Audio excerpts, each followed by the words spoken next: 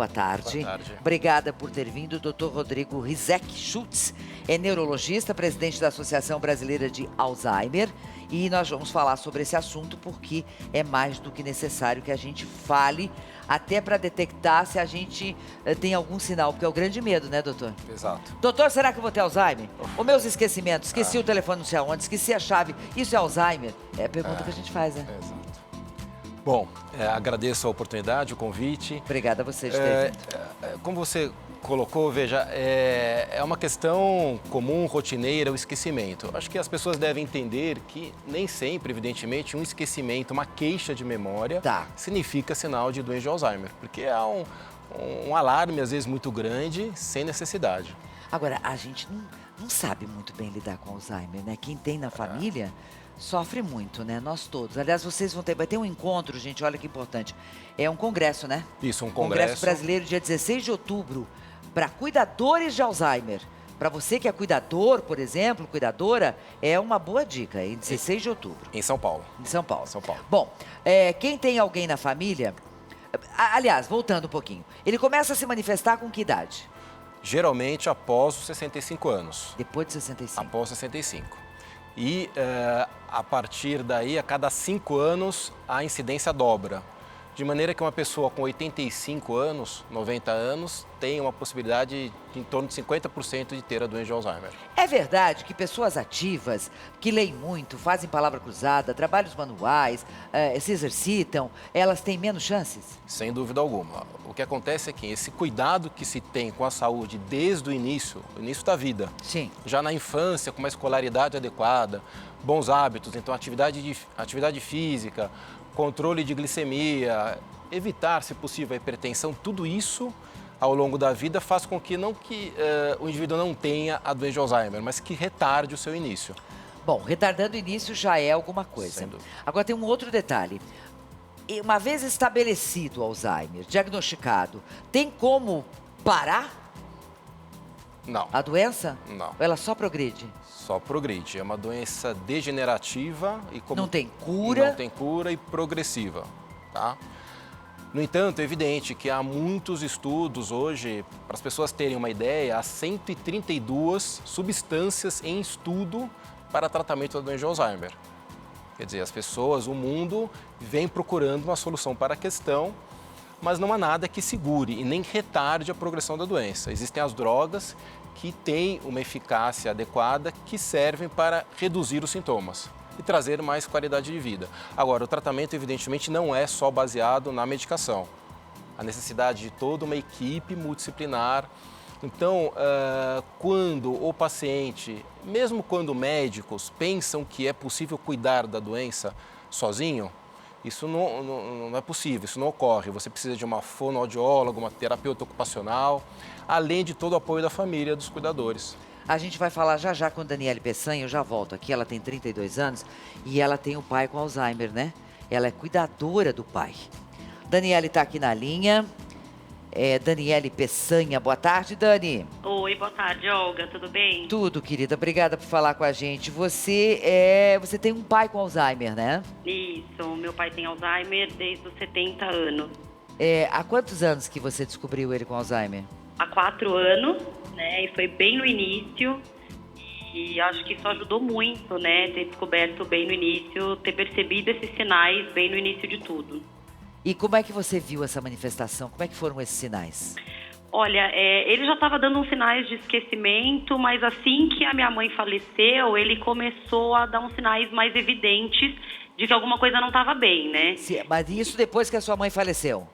Antes ele já estava um pouco esquecido, sei. mas assim aí piorou. Aí piorou, ele começou a ficar mais apático, assim, tipo, percebi que ele estava um pouco depressivo. Deixa eu perguntar aqui, Daniele, para o doutor Rodrigo. Claro. Tem alguma ligação, doutor Rodrigo?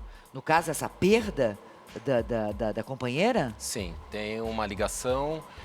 É muito comum que a doença se acentue ou os sintomas se iniciem após um acontecimento desse. A perda de um cônjuge, a perda do emprego, uma doença mais séria, algum problema financeiro, inclusive. Qualquer fator estressor pode desencadear ou acentuar. E aí você começou a perceber que estava se agravando, ele começou a esquecer mais coisas?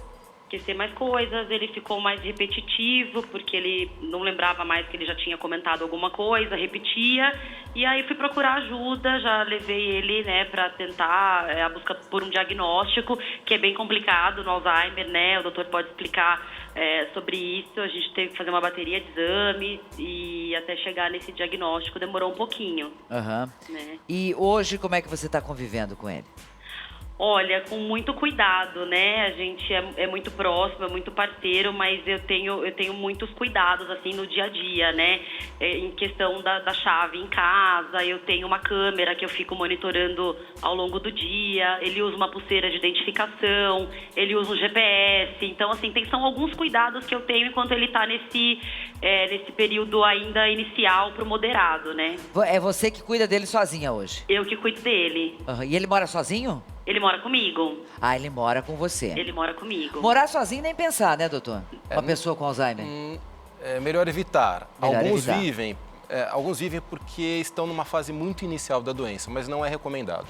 Agora, você com certeza teve de aprender muito, né, Dani? Assim como tantas pessoas estão passando por isso, e vai aprender mais de como lidar melhor com a situação, né? É um aprendizado diário, porque cada dia você se vê em situações que você nunca imaginou, né?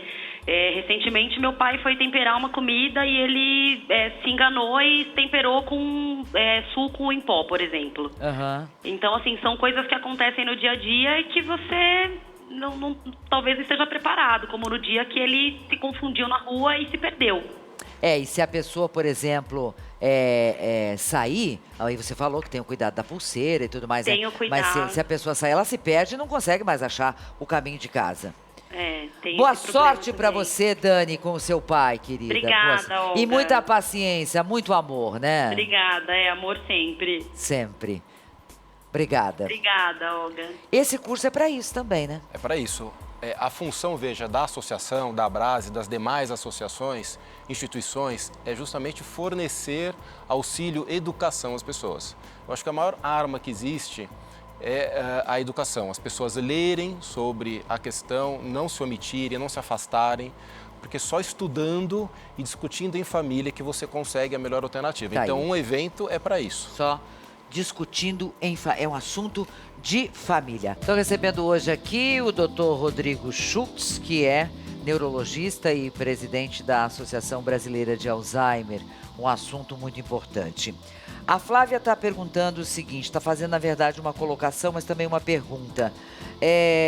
Não sei se meus pais teriam Alzheimer ou coisa parecida, porque faleceram muito cedo, mas antigamente a gente não ouvia falar na doença. Ela era mascarada ou tinha um outro nome?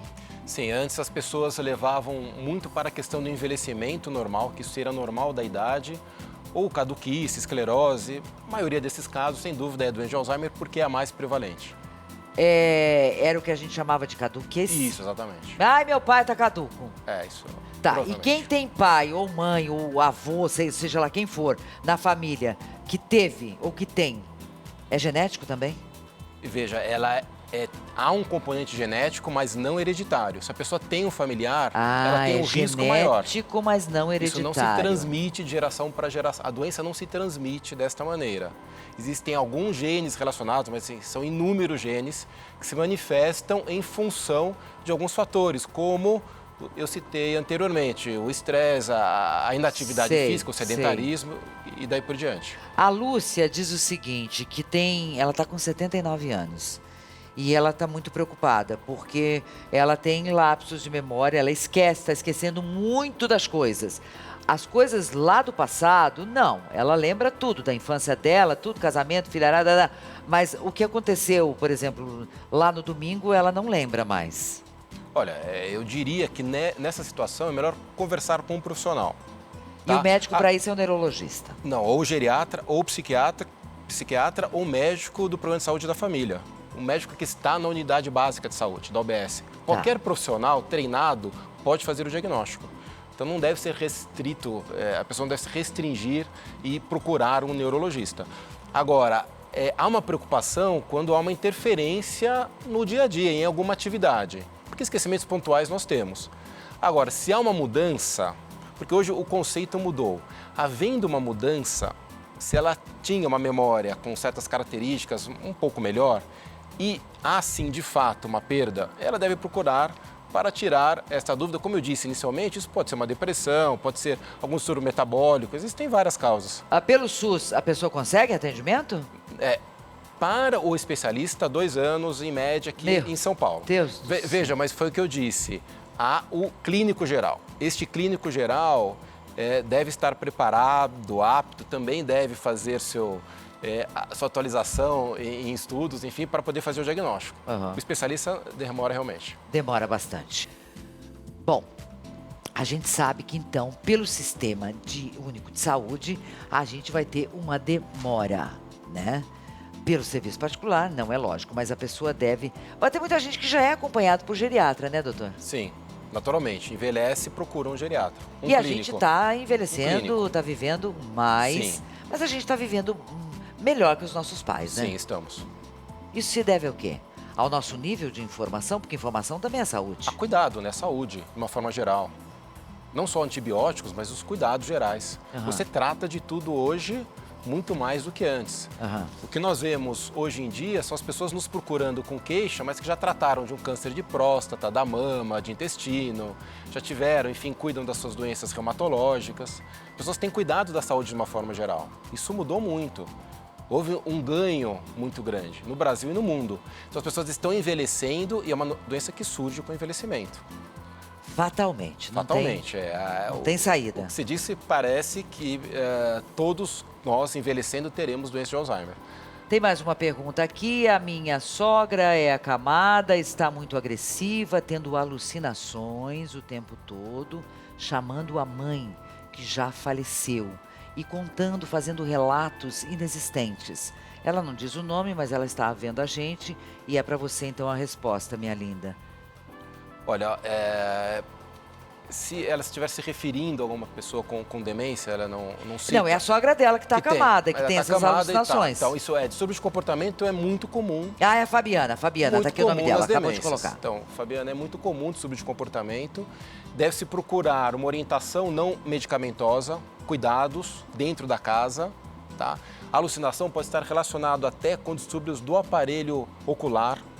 Então, uma pessoa que tem catarata, alguma dificuldade, como auditivo, então, os aparelhos auditivos, quer dizer, existem várias possibilidades, antes da medicação. E medicação também é uma questão importante. Existem drogas para comportamento, como existem drogas para a doença de Alzheimer, elas estão disponíveis no SUS. Então, temos medicação em comprimido, solução oral, adesivo transdérmico. E as pessoas devem procurar os profissionais para que seja prescrita a medicação e o tratamento na rede pública. Doutor, o seguinte, a pessoa com Alzheimer, ela fica agressiva? Não todos. Doutor Rodrigo? Não todos, de maneira alguma. Existem muitos distúrbios de comportamento. De uma forma geral, há uma tendência de características se acentuarem com a doença. Então, se era uma pessoa agressiva, com a doença ela pode se tornar mais agressiva. Isso é importante. Canabidiol é bom para Alzheimer? Então, essa é uma discussão que será, inclusive, abordada no Congresso. Algumas colocações na mídia, isso é importante, então, que as associações, as universidades, enfim, se apresentem. Como foi colocado óleo de coco, existem coisas que e nós não sabemos ainda. Ainda está em estudo. Está em estudo, precisa ser avaliado. Aqui o endereço do doutor é doençadealzheimer.com.br para você entrar lá no Facebook também, tá? E tem a associação, tá lá na tela para você copiar e entrar. Muitíssimo obrigada, Dr. Rodrigo Rizek Schultz. Boa tarde, obrigada por ter vindo. Eu agradeço a oportunidade, muito obrigado. Muito obrigada.